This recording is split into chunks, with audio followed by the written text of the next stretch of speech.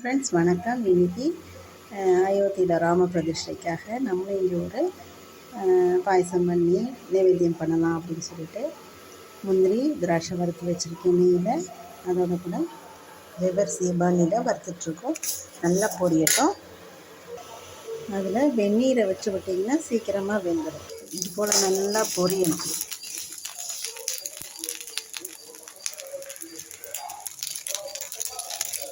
பொரியலை தெரிஞ்சுக்கணும். நல்லா பொரிஞ்சதும் சூடான வெந்நீரை விடணும்.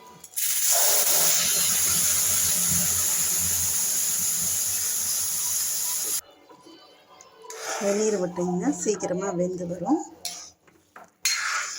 இந்த நெய் காஞ்சதுனால இந்த கலராக இருக்குது. பத்தலைன்னா இன்னும் கொஞ்சம் வெந்நீரே விடுங்க. இன்னும் கொஞ்சம் வேகணும். அந்த மாதிரி ஒயிட்டாக தெரியுது பாருங்கள். நடுவில் ஒயிட்டாக தெரியக்கூடாது. இல்லாட்டினா ஒன்று எடுத்து நசுக்கி பாருங்கள்.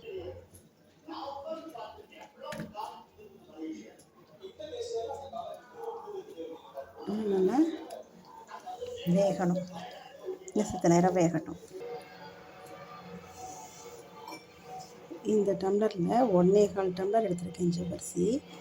அதுக்கு 3லேருந்து 4 டம்ளர் தண்ணி விட்ருக்கேன். வெந்நீர் விட்ருக்கேன். நல்லா வெந்ததுக்கப்புறம் இந்த மாதிரி ஒயிட் தெரியக்கூடாது. நல்லா மசித்து பார்த்தீங்கன்னு சொன்னால் ஜெல்லி மாதிரி இருந்ததுன்னு சொன்னால் நீங்கள் சர்க்கரையை போட்டுடலாம். இதில் 1.25 எடுத்துருக்கேன்னா 2.5 சர்க்கரை போடலாம். அதில் உங்கள் வீட்டுக்கு தகுந்த மாதிரி சர்க்கரையை கூட்டியோ குறைச்சோ போட்டுக்கலாம். நல்லா வெந்த பிறகு போட்டால் தான் அது நல்லா க்ரீமியாக இருக்கும் எடுத்து சாப்பிடும்போது.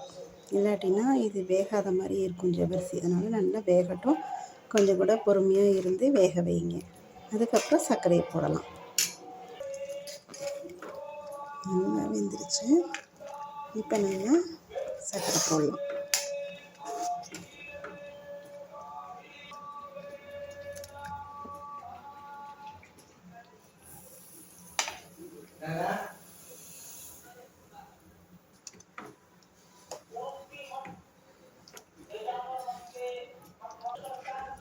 சர்க்கரை போட்டு நல்லா கரைஞ்சி 2 கொதி வந்த உடனே நிறுத்திடலாம். அது பாருங்கள் நல்லா பளபளன்னு வெந்திருக்கு.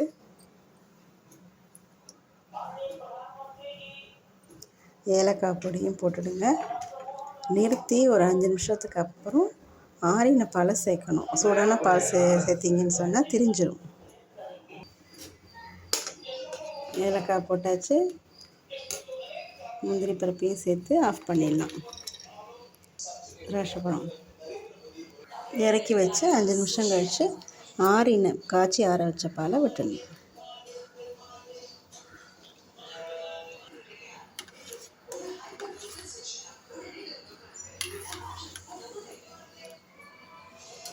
ஜவ்வரிசி நிவேதனத்துக்கு ரெடி ஆகிடுச்சு. நீங்களும் இது போல் செஞ்சு பாருங்கள்.